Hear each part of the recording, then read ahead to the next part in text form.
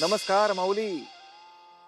आयुष्य ही संकटांची शर्यत आणि अडथळ्यांची साखळी आहे. कित्येक वेळेला येणाऱ्या संकटांना तू सुद्धा इतकी कंटाळतेस की नकळत तुझ्या मुखातून शब्द निघतात की परमेश्वरा, या यातनांच्या पेक्षा मृत्यू यावा. पण अर्थात हे तू उपरोधानेच बोलतेस माऊली. खरच मृत्यू आपल्याला कधीही जवळचा वाटत नाही.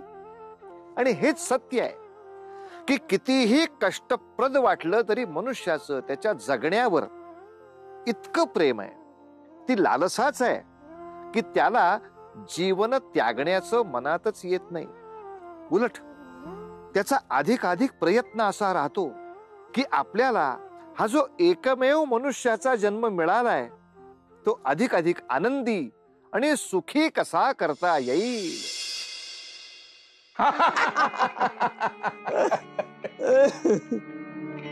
तर सुधाकर शास्त्री बुवा, असे रिकाम्या हाती चर्चा करणे बरे दिसत नाही. तेव्हा तुम्ही यातले गूळ शेंगदाणे यांचं सेवन केलं पाहिजे. अहो, आता आपले संबंध जुळणार आहे. अहो विष्णुपंत, तुमच्यासारख्याच्या घरी माझी मुलगी द्यायची हे म्हणजे माझ्यासाठी कमी आहे का? तर पुत्री सुलक्षणा, तू आमचे घर पाहिलेस, आमचा डामाडौल पाहिलास. आता तुला लक्षात आले असेल की हे घर कसे सांभाळायचे. खरे तर त्या घराची खूपच वाताहात झाली आहे. ते सर्व सुरळीत करणे तुझ्या हाती आहे. पिताश्री, आपण कदापि चिंता करू नये. मी असताना या घरात माया, ममता आणि वात्सल्यासाठी मी माझे जीवन व्यतीत करेन. याला म्हणतात संस्कार. ही मुलगी अजून या घरची सून झाली नाही तरी देखील इतके आनंदाचे सूर ऐकू येऊ लागले. धन्य झालो शास्त्री बुवा, धन्य झालो. अरे गोविंदा, हा आमचा पुत्र गोविंद.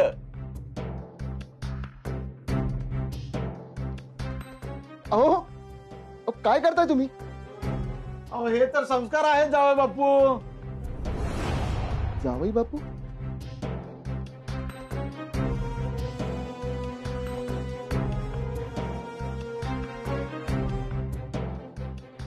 क्षमा असावी शास्त्री बुवा, पण आपणास काहीतरी अपसमज झाला आहे.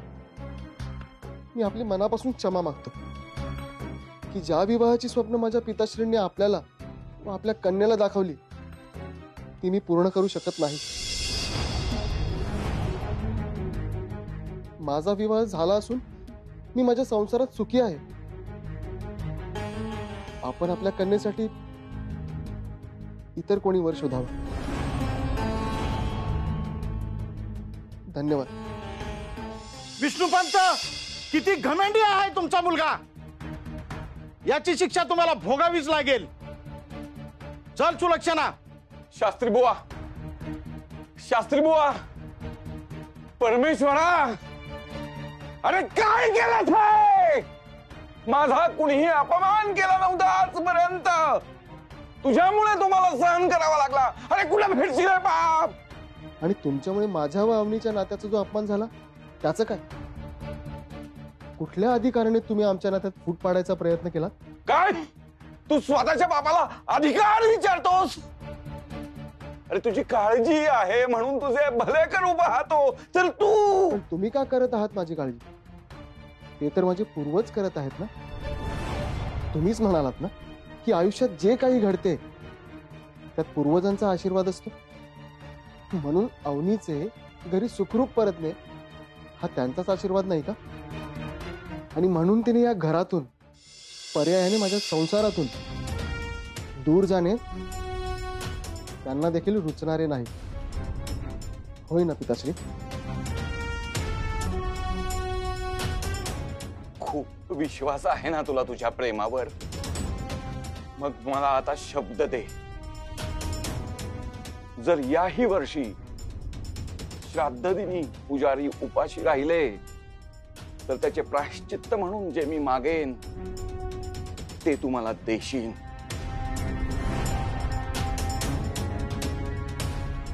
काही झाले. आता कुठं गेला तुझा दैवावरील आणि प्रेमावरील विश्वास? पिताश्री, माझा माझ्यावर आणि आमच्या नात्यावर दृढ विश्वास आहेच. आणि माझी श्रद्धा मला हे सांगते की यापुढे आमच्या नात्यात, संसारात काहीही विपरीत घडणार नाही.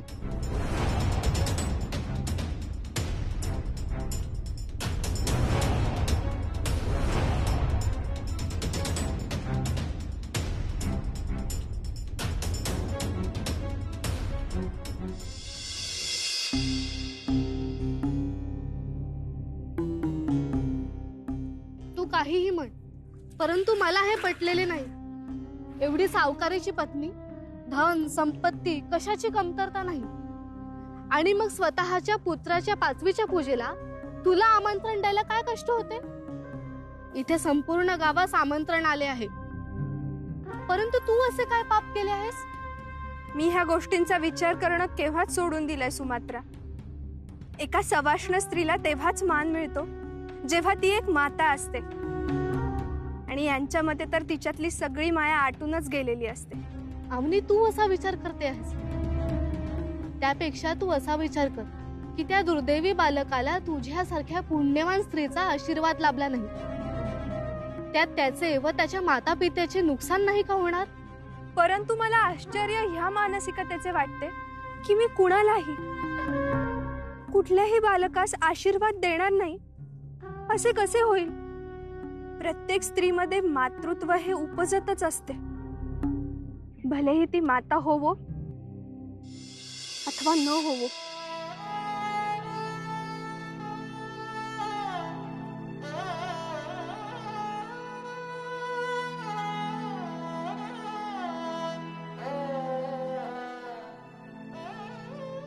अवनी, तुझी घालमेल मला समजते आहे, परंतु तू देखील माता होशील, खात्री आहे मला. नाही, मला आता असे कुठलेही मातृत्व नको आहे जे शापित म्हणून गणले गेले आहे. त्यावरचा डाग धुवून काढणं हेच माझे अंतिम ध्येय आहे.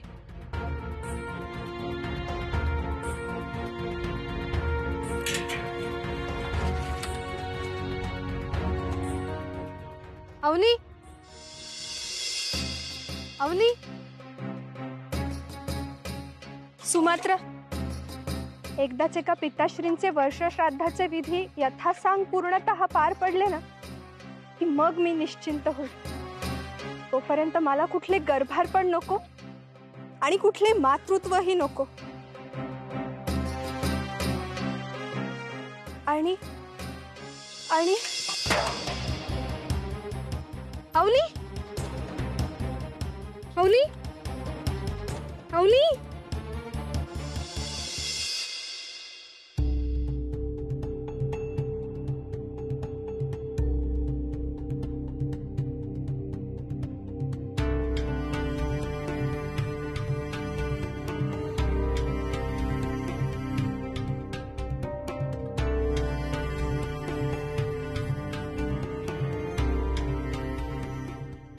अभिनंदन. यंदा आपल्या घरात पाळणा हलणार आहे हो. सुनबाई गर्भार आहेत. पुढील काळात तुम्हास आनंदाची वार्ता निश्चित मिळणार. अवनी, ऐकलेस तू? तुम्हाच म्हणून सांगतो वैद्यबुवा. अहो, हे सगळे ऐकण्यासाठी माझे कान आतुर झाले होते.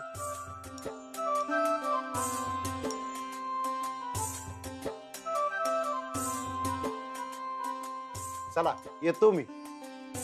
काळजी घ्या हा सुनबाई. शुभम भवतु.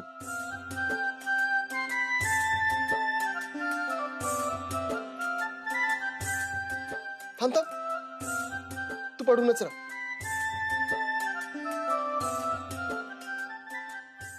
अवनी, आज खूप आनंदी झालोय मी. तुझ्यामुळे पिता होण्याचा मान मला पुन्हा प्राप्त होणार आहे.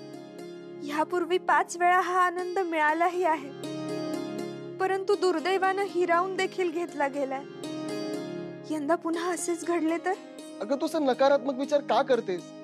हे बघ, यंदाचे काही दुर्दैवी होणार नाही. यंदा आपण पूर्ण काळजी घेऊ. यंदा आपल्या अपत्यात सुखरूप जन्मास येईल. आणि चिरकाल जगेल सुद्धा.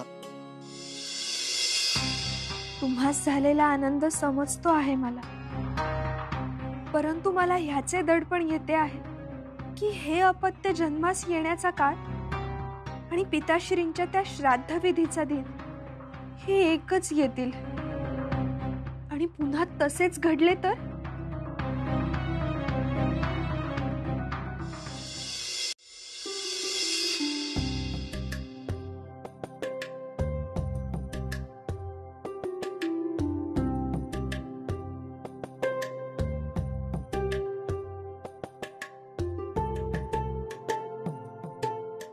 परमेश्वरा, तुझ्यापासून जे लपून राहिले आहे असे काहीही नाही. आजवर नियतीने इतकी कठोर परीक्षा घेतली आहे, ज्यात सातत्याने मी केवळ पराभूतच होत आली आहे. त्यालाच कंटाळून प्राणत्याग करण्याचा प्रयत्न देखील केला, परंतु तू त्यापासून देखील मला थांबवलेस. तुझी ह्या मागील योजना नेमकी काय आहे हे माहित नाही, परंतु माझी मनोमन एकच प्रार्थना आहे, ईश्वरा, इथून पुढील आयुष्यात कुठल्याही आनंदाला ग्रहण लागू नये. अवनीच्या श्वासाश्वासावर माझे प्रेम आहे. तिला झालेले कुठलेही दुःख मला सहन होत नाही प्रभू. आणि आजवर तिने जे काही सोसले आहे, ज्या काटेरी मार्गावर तिला मार्गक्रमण करावे लागले आहे, ज्याने आमच्या नात्याची देखील सत्वपरीक्षा बघितली गेली, त्यात तिचा काहीही प्रमाद नव्हता. तुझे आशीर्वाद होते म्हणून मी देखील तिला बळ देऊ शकलो. अशीच कृपा या पुढे देखील राहो.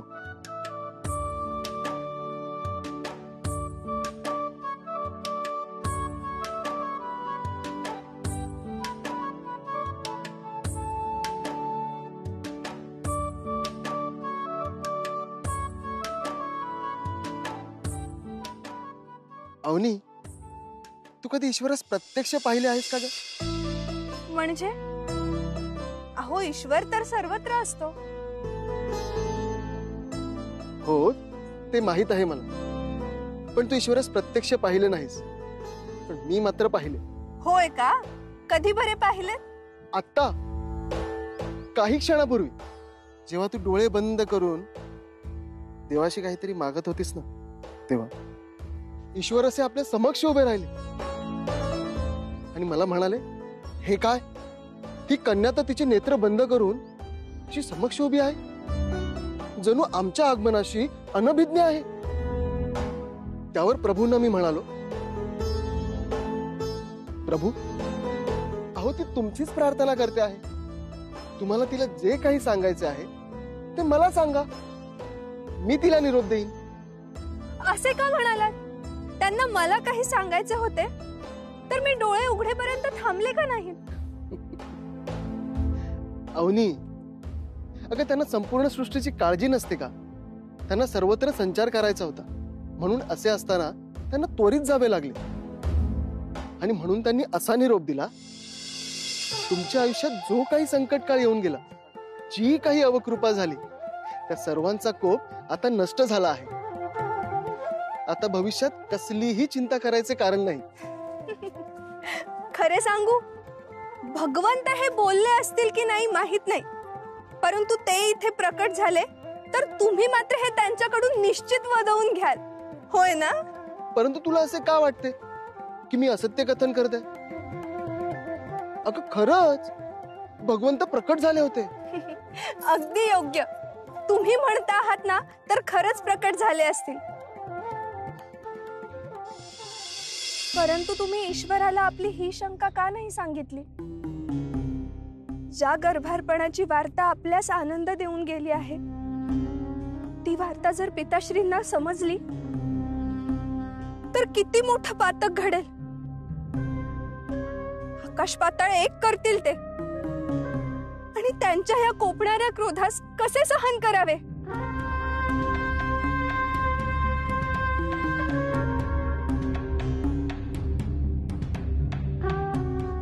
अहो, असे माझे म्हणणे टाळू नका.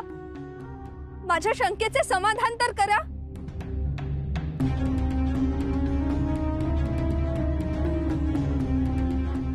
काय म्हणाला प्रभू? हो का? अतिउत्तम. अगं ऐकलंस का प्रभू काय म्हणतायत? त्यांनी पिताश्रींसाठी विशेष निरोप पाठवला आहे जो ते त्यांना सांगतील आणि पिताश्री शांत होतील. झाले समाधान? स्वामी, अहो काय हे? कधीतरी प्रसंगाचे गांभीर्य ओळखून वागा ना. परिस्थिती काय ओढवली आहे त्याची दाहकता आपल्याला माहित आहे, तरीही आपण असे बाळबोध वर्तन कसे करू शकता? अवनी,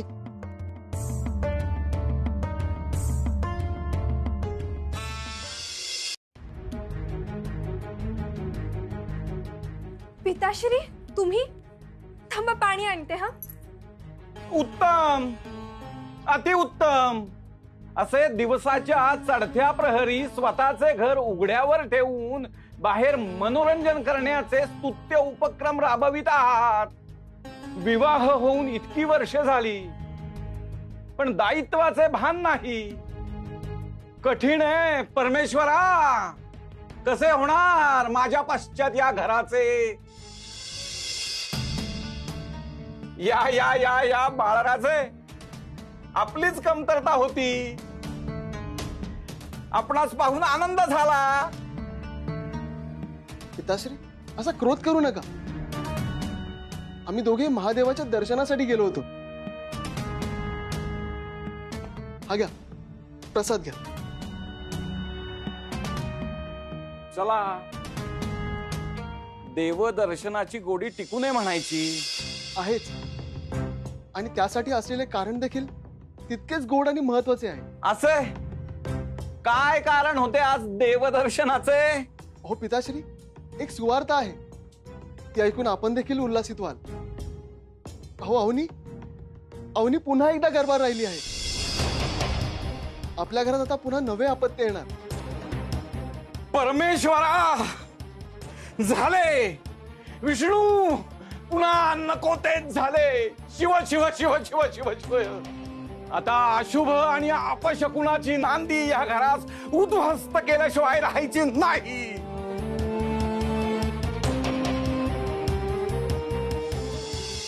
आपल्या संस्कृतीमध्ये माऊली मृत्यूच्या पश्चात असलेल्या आत्म्याच्या प्रवासाला अनन्य साधारण महत्व दिलंय.